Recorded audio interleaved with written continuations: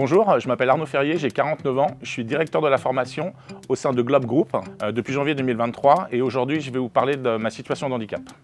C'est arrivé au cours de ma vie, c'était il y a 12 ans, j'ai subi une agression, j'ai perdu mon œil gauche, ça a été un grand choc, un vrai virage dans ma vie et depuis je suis en situation de handicap dans l'entreprise et dans la vie de tous les jours et malheureusement ça peut arriver à tout le monde. C'est toujours mon œil, il est toujours vivant, mais malheureusement je ne vois plus du tout de l'œil gauche. J'ai juste une sensibilité à la lumière, mais malheureusement pas d'évolution possible sur mon œil, c'est pas opérable plus. J'ai déjà eu 4 opérations sur l'œil et on ne peut rien faire à l'heure actuelle. Aujourd'hui, je suis gêné dans la vie de tous les jours, que ce soit dans mes transports, que ce soit dans mon métier. Le fait de ne pas voir d'un œil, je n'ai plus la profondeur de champ, donc du coup, je vais avoir tendance à saisir un objet à 2 mains, ou même quand quelqu'un me serre la main, une fois sur 2, je peux louper la main. Donc c'est pour moi un vrai souci de relationnel.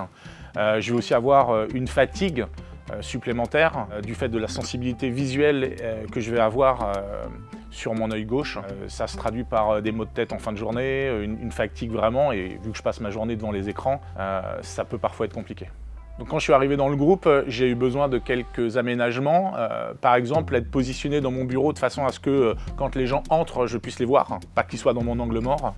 Au même titre que j'ai pu bénéficier d'un deuxième écran, un grand écran, qui atténue ma fatigue et qui me permet de mieux voir et de mieux travailler tous les jours. Dans mes relations au quotidien, c'est pareil.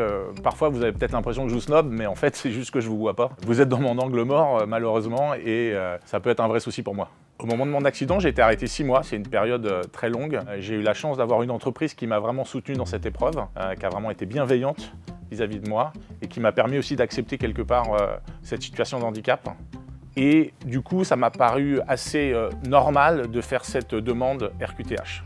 Pour moi, les démarches ont été assez simples. J'ai eu la chance d'avoir un médecin spécialiste qui m'a accompagné dans ce dépôt de dossier RQTH. J'ai d'abord eu un statut de travailleur en situation de handicap pendant 2 ans. Ensuite, c'est tous les 10 ans que c'est renouvelé. Donc dans mon cas, malheureusement, il n'y aura pas d'évolution, mais sachez que de temps en temps, être travailleur en situation de handicap, on peut en sortir. Il y a des pathologies qui sont évolutives, et Dieu merci. Comme c'est un handicap qui est visible, je sens bien que le regard des gens a changé. D'ailleurs, le mien aussi a changé.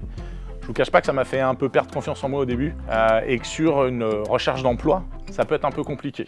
En arrivant chez Globe, j'ai pas du tout senti ce jugement. J'ai senti que la situation de handicap n'était pas un tabou et que je pouvais en parler librement, donc je l'ai énoncé dès mon premier entretien. Et du coup, on s'est bien trouvés et depuis 1 an, on fait du bon boulot ensemble, quoi.